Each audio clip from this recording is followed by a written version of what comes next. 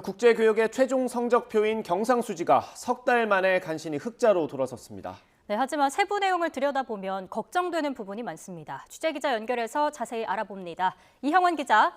네, 한국은행입니다. 네, 경상수지 얼마나 흑자가 나왔습니까?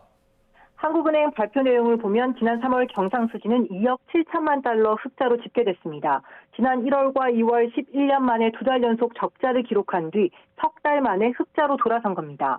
하지만 자세히 들여다보면 걱정되는 부분이 많습니다. 우선 흑자 규모 자체가 1년 전보다 65억 달러나 줄었습니다.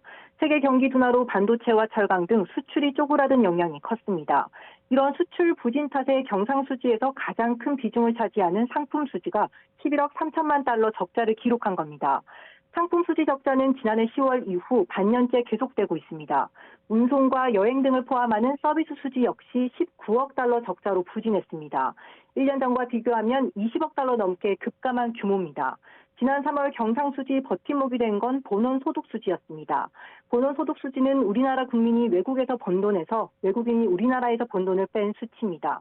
국내 기업이 해외 현지 법인에서 받은 배당 수입이 늘어난 영향 등으로 36억 5천만 달러 흑자를 기록해 전체 흑자를 이끌었습니다.